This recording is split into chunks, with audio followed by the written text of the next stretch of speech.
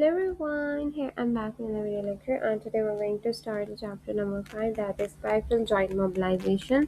Majorly हमारे पास जैसे आपको पता है मसल्स के लिए हम डिफरेंट टेक्निक्स को यूज़ करते हैं जिसमें मेजर स्ट्रेचिंग आती है, फिर इसके अलावा भी बहुत सी चीज़ें हैं जिसमें MFR आता है और सॉफ्ट टिश्यू रिलीज में बहुत सी और टेक्निक्स हैं जिनको बेसिकली यूज़ करके या बाकी हम मसल्स के लिए यूज़ करके उसको बेसिकली रिलीव करवाते हैं, ठीक है। या आप ये कह सकते हैं कि आप उसको बेसिकली टाइटनेस को लूज और लूजनेस को या आपकी वीकनेस को स्ट्रेंथनिंग की तरफ लेके जाते हैं, ठीक है। लेकिन मेजर आज हमारे पास हम जॉइंट की बात कर रहे हैं, ठीक है। जॉइंट की मोबिलाइजेशन, ठीक है, स्पेसिफिकली पेरिफेरल जॉइंट की मोबिलाइजेशन, दैट मीन्स हमारे पेरिफेरीज को मेजर टारगेट करिए। जॉइंट की मोबिलाइजेशन हमारे पास एक कॉन्सेप्ट ऐसा है जिसमें हम मेजरली जॉइंट की बात करते हैं। अब जॉइंट इटसेल्फ अकेला नहीं होता, ठीक है। हमेशा आपको पता है सॉफ्ट टिश्यूज उसके अराउंड होते हैं मसल्स के अलावा भी, ठीक है। जैसे आपको पता है कैप्सूल्स हैं, लिगामेंट्स हैं, बेसिकली आर्टिकुलर कार्टिलेजेस हैं और मल्टीपल स्ट्रक्चर्स है जैसे मैंने स्काई हो गए नी में। इसी तरीके से और बहुत सी गैदरिंग्स हैं जिसमें हमारे पास उसको कवरिंग्स देती हैं ताकि एट द एंड हमारे पास जॉइंट एक स्टेबल चीज़ बन जाए, ठीक है। एक स्टेबल कंपोनेंट बन जाए आपकी ह्यूमन बॉडी का। अब जॉइंट की मोबिलाइजेशन, ठीक है, जब हम बात करें तो ये बहुत बेसिक और बहुत स्टार्टिंग का कंपोनेंट है but it is very important component in any of the disease of joint, ठीक है। कोई भी हमारे पास जॉइंट का डिजीज़ है ना, उसमें जॉइंट की मोबिलाइजेशन इटसेल्फ इतनी इफेक्टिव होती है कि even the patient of knee osteoarthritis can get recovered or reverse. You can just make their condition reversible only by using joint mobilizations, ठीक है। तो joint mobilization itself एक बहुत ही रिलीविंग कंपोनेंट है, ठीक है। अब इसके पीछे हमारे पास जो मेजर कॉन्सेप्ट आता है ना, ठीक है, हम बेसिक आपको आइडिया दे देते हैं कि इस चैप्टर में हम डिस्कस क्या करेंगे, ठीक है। बेसिक टर्म्स है जैसे मोबिलाइजेशन, मैनिपुलेशन की, सेल्फ मोबिलाइजेशन कैसे करते हैं, मोबिलाइजेशन विद मूवमेंट कैसे है, physiological movements, accessory movements, thrust, ठीक है। फिर मैनिपुलेशन होती है जो अंडर एनेस्थीसिया होता है, it is not done by a physiotherapist, it is basically done by a surgeon, ठीक है। Other than that muscle energy techniques है, ठीक है। अदर देन दैट हम बेसिकली देखेंगे कि आर्थोकाइनेमैटिक्स क्या होती हैं, ठीक है। बेसिकली जॉइंट की शेप, टाइप्स और बाकी सारी चीज़ों को हम लेके चलेंगे। साथ साथ हम वो प्रोसीजर्स देखेंगे जिसमें पैसिवली हम मोबिलाइजेशन कैसे देते हैं, मोबिलाइजेशन विद मूवमेंट कैसे होती है, और इन सारी चीज़ों को हम बारी बारी डिस्कस करते हुए जाएंगे, ठीक है। सो मेजर कॉन्सेप्ट हमारा बैक का ये है कि ये सारी चीज़ें एट द एंड रिजल्ट करती हैं आपकी जॉइंट की रेंजेस को इम्प्रूव कराने में, ठीक है। स्पेसिफिकली उन कंडीशन में जिन कंडीशन में हमारे पास बहुत ज़्यादा हमारे पास जॉइंट की रिस्ट्रिक्शन आ रही होती हैं, ठीक है।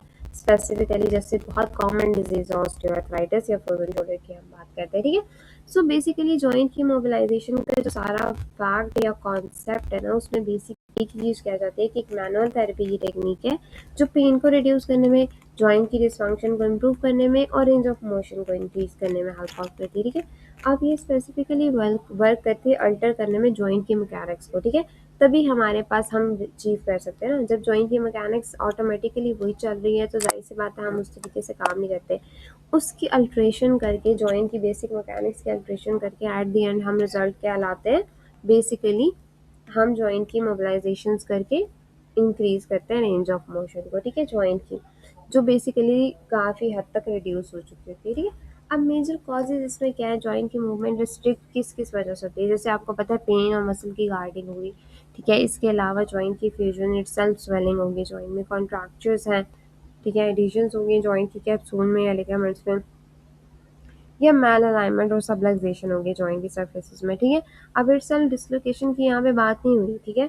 उसके अलावा मेजर जो कंपोनेंट सारे होते हैं ना जॉइंट के, ठीक है, जो जॉइंट को अफेक्ट कर सकते हैं इटसेल्फ या मसल की वजह से या किसी सॉफ्ट टिश्यू की वजह से, एट द एंड रिजल्ट हमारे पास जॉइंट की मूवमेंट रिस्ट्रिक्ट होना होता है, वहाँ पे जॉइंट की मोबिलाइजेशन बहुत ज़्यादा काम करती है, ठीक है।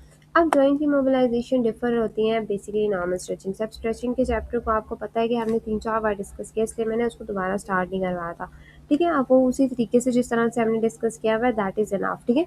स्पेसिफिकली टारगेट करती है कैप्सूल के रिस्ट्रिक्शन पे जॉइंट की मोबिलाइजेशन। अदर देन दैट हमारे पास जॉइंट की जो बेसिक मैकेनिक्स हैं उनको इम्प्रूव कराती है, उनको नॉर्मल लेके जाती है आर्थोकाइनेमैटिक्स के ऊपर, ठीक है, आर्थोकाइनेमैटिक्स पे काम करती है।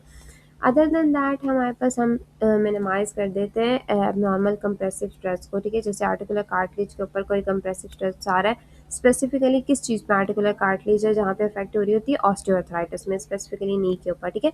कंप्रेशन बहुत ज़्यादा आ रही होती है जॉइंट की, मोबिलाइजेशन करने का मकसद ये होता है कि आर्टिकुलर कार्टिलेज के ऊपर जो प्रेशर है उसको मिनिमाइज़ कर दिया जाए, ठीक है? सो मेजर नॉलेज आपके पास ये है। अब हमारे पास इस, क्योंकि हम आज बेसिक सिर्फ इंट्रोडक्शन को डिस्कस करें, हम बहुत डेप्थ में नहीं आ जा रहे, तो आपको मेजर मेजर चीज़ों का कॉन्सेप्ट हम देते हैं, ठीक है?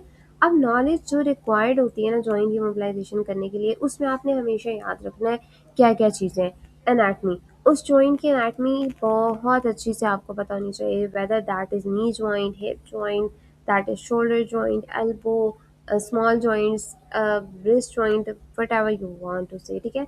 सारे जॉइंट्स की आपको बेसिक जो होती है ना मैकेनिक्स आपको अच्छे तरीके से पता होनी चाहिए। विद दैट अर्थोकाइनेमैटिक्स आपको पता होनी चाहिए, उसकी शेप, उसकी टाइप, उसमें मोशंस कैसे हैं, वो सारी चीज़ें आपको पता होनी चाहिए।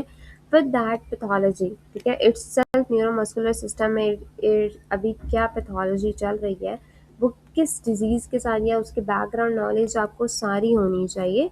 आफ्टर दैट आपको पता है जैसे ऑर्थोपेडिक की एग्जामिनेशन और एवेलुएशन भी साथ होनी चाहिए।